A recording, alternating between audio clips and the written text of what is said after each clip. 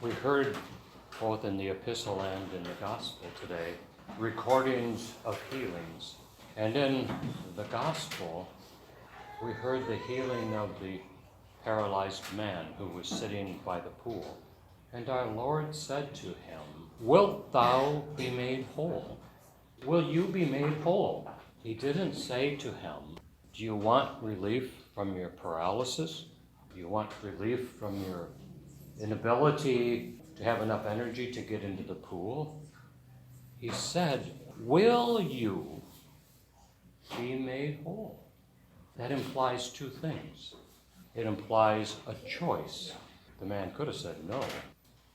It also implies more than just fixing a part. He did not say to him, "Do you want me to fix your spine that's causing your paralysis?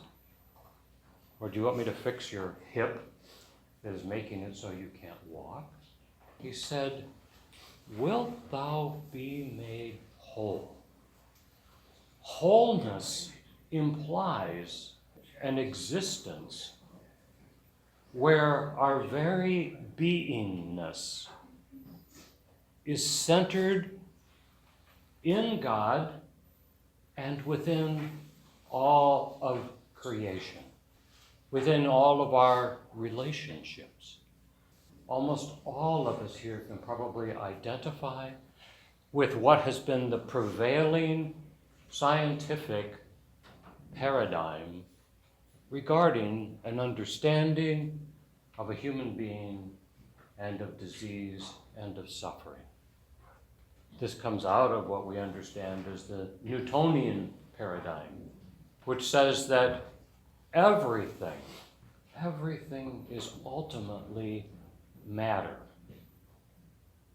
Ultimately matter, whether it be social interactions, biological mechanisms, whatever.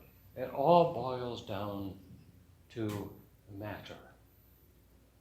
What's called the hard problem in science is this: the inability to explain consciousness arising from matter.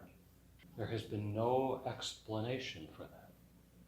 In all the dissections that have been done, nobody has found consciousness there.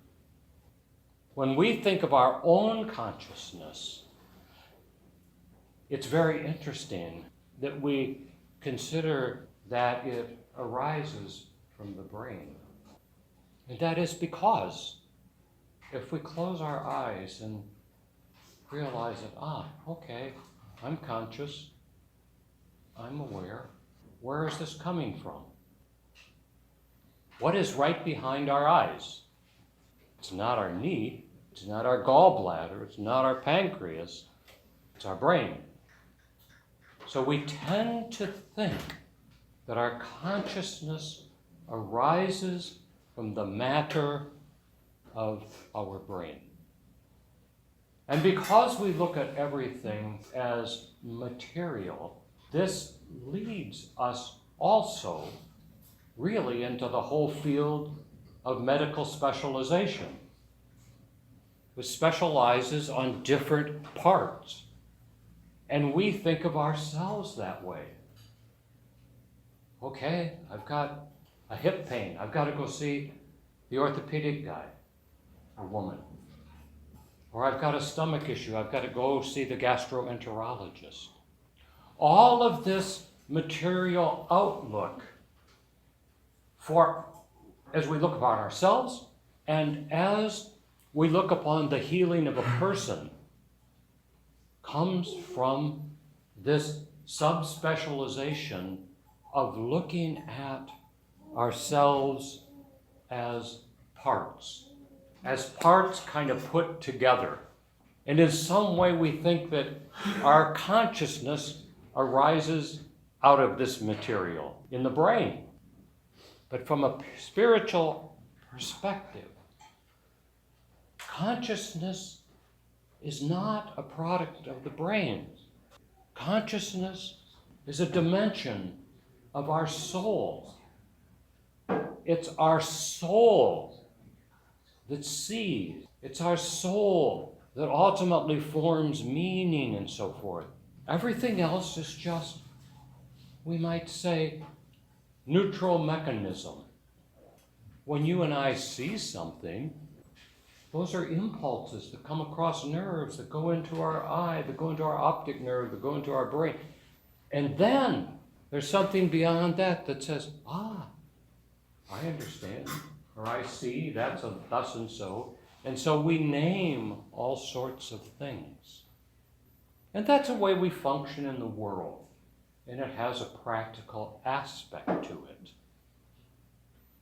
But we lose sight of the fact that we are a person, a body soul, the soul enlivening the body, the soul having the power to choose, the soul being formed by the lower elements of the mind. But the soul also has a much higher dimension to it, connected to God. And we so often get limited to just considering ourselves and other people and everything on this material domain. I will tell you a story. Perhaps I've said this before, and if I have, forgive me.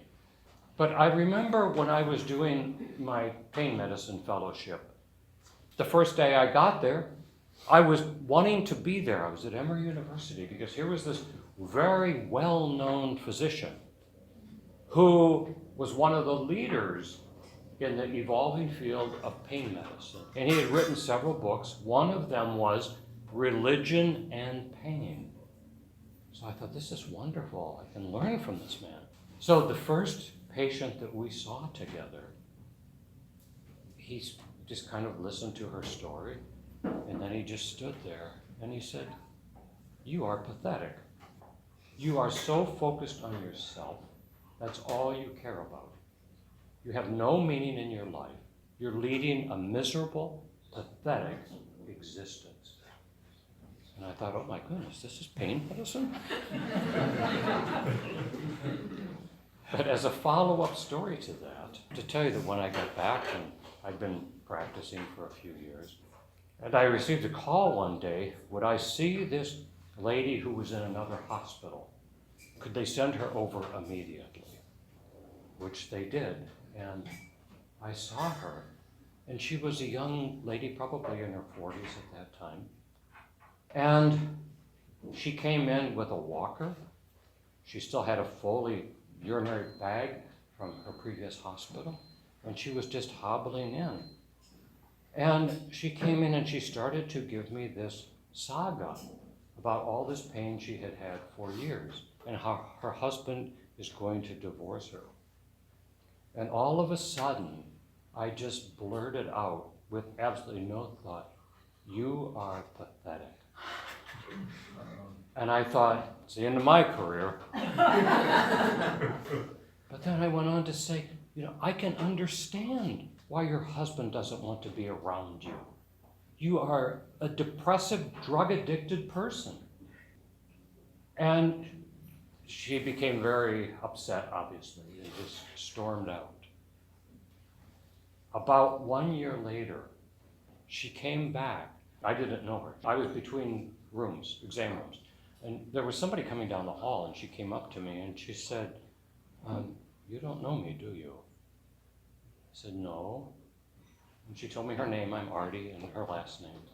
She said, "I wanted to come back and thank you because you are the first person that did not cave in to my neediness. And when I left here, I hated you. But I realized after a few weeks that, yes, I am pathetic. And I flushed all my narcotics down the toilet.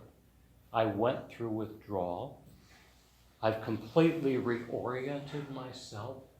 And out of that, we invited her to lead one of the support groups for people suffering with chronic pain. She became whole again. It wasn't fixing a part. It was getting her oriented within the wholeness of love. And I say this not so that you can all say, well, that's wonderful what you did. The point of this story is that we oftentimes think of our own disease and our own distress in terms of, I have this problem and it's here in my stomach, or it's my blood pressure, or it's my whatever. And I'm suffering, and it's because of somebody else. We fail to take responsibility for the fact that all of this is coming out of us.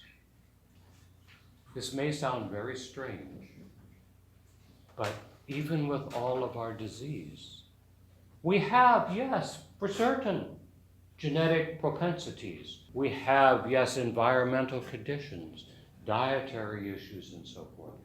But on the bottom line, our disease, our suffering, is our own making. Not that we're consciously making it and saying, well, I'm going to make myself miserable, or I'm going to give myself an ulcer. But it's not that something comes in and inhabits us. Even when we look at bacterial infections, it's our own decline in immunity that allows a bacteria to reside within us, to feed off of us. And this is not to make us feel guilty at all about those times when we become ill, thinking, oh, I did this to myself. But it's to point out that we have to look at ourselves as a body-soul composite made in the image and likeness of God. We are like a microcosm of the macrocosm. And we are to be filled not with hatred that comes out in an ulcer or comes out in blood pressure. We're not to be filled with fear that something's going to happen that is basically just our own imagination, but we are to be based in the love of Christ, realizing this is our center. This is the person around whom our existence pivots. This is the model for how we are to be, and a model that becomes so ingrained that it is like St. Paul said, it is no longer I who live, but Christ is living in me. That's wholeness. Whether someone walks or not, whether someone recovers or not from whatever, that is wholeness. It's not about fixing a part in terms of our Lord.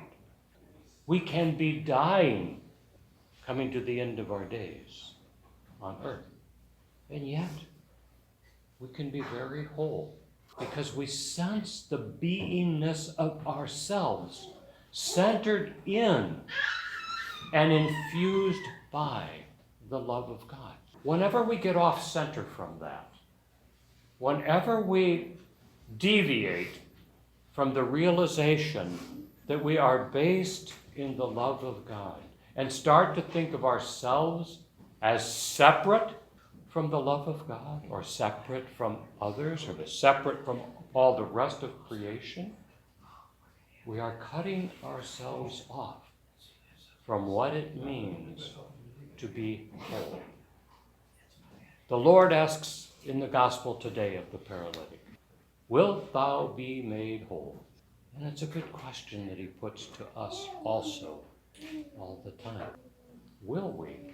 Are we willing to be made whole in him? The blessing of the Lord be upon you through his grace and love for mankind, always now and ever, and to Amen. Glory to thee, O Christ God, our hope. Glory to thee. Glory to the Father, and to the Son, and to the Holy Spirit, both now and ever, and unto the ages of ages. Amen. Lord have mercy, Lord have mercy, Lord have mercy. Amen.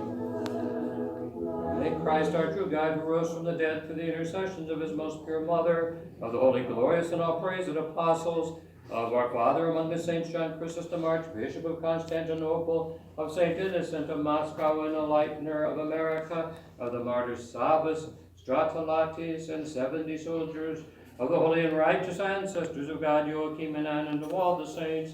Have mercy on us and save us, for he is good and lover of mankind.